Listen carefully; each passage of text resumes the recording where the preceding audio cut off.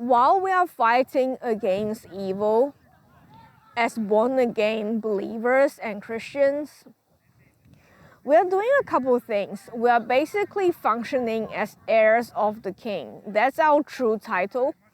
And the true title of an heir has actually 3 subdivisions of roles and responsibilities that we have to do.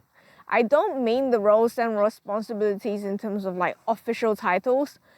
A lot of people who have bad theology, they will call themselves a prophet, a prophetess, a priest. Maybe no one has called themselves king yet, but child of the king, and they would say it in such an entitlement kind of way. All of these theologies are wrong. First of all, in order to be a prophet, you have to be appointed by God, and the things that you say have to be 100% correct. God has said that if a prophet says anything that is wrong, including Ellen G. White, and I would like to point that out specifically, along with a lot of these so-called prophets from a lot of different cults, including Ellen G. White, if anything that they have said has not come true even once, that person is a false prophet and needs to be stoned to death by the laws of this Bible that they claim to proclaim. That is very serious. And therefore, I wouldn't say that we dare to anyhow call ourselves a prophet. In fact, Yeshua is the biggest prophet and the only prophet for the New Testament.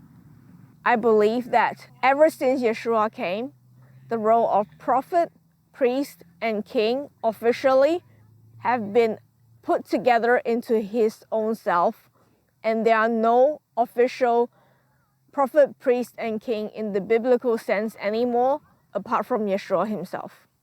That's my firm belief. In terms of a priest, I've seen some people that call themselves priest, priestess, high priest. Now, you need to understand that in the strict Jewish sense, which is the only biblical sense, in order to be a priest, you need to be, by blood, a lineage and a descendant of Aaron. Now, I don't believe that any of those people who are claiming themselves to be priests are actually blood descendants of Aaron, and therefore they're not able or eligible to be a real priest. Even if you are an Israeli or Jew and you are in one of the other tribes, you cannot be a priest unless you are the descendant of Aaron.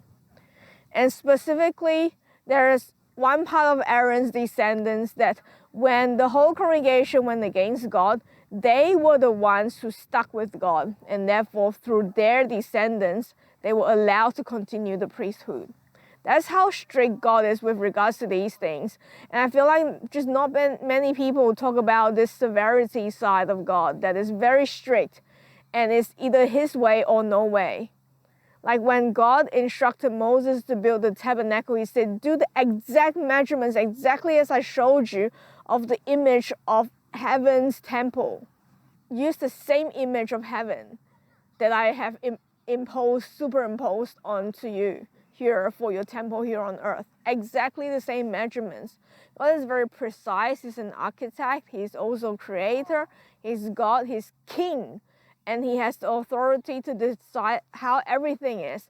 And sometimes there's a lot of things that we don't understand, nuances that have specific implications in heaven that we should be very careful to exercise on earth exactly as it said.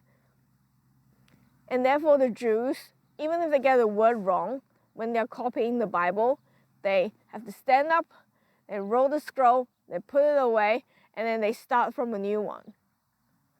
They're that strict about it, And in terms of king, the true king who is going to be on the throne needs to be a direct blood lineage of David, the king, back in the Tanakh. And nobody except for Yeshua can truly say that he fulfills all 3 functions of being prophet, priest, and king. Those 3 things are very strict. They're not anyhow sort of positions for people to just take up willy-nilly just because they're a believer and they think that they are entitled. That is blasphemy against God. But having said that, we as heirs, we have non-official roles though.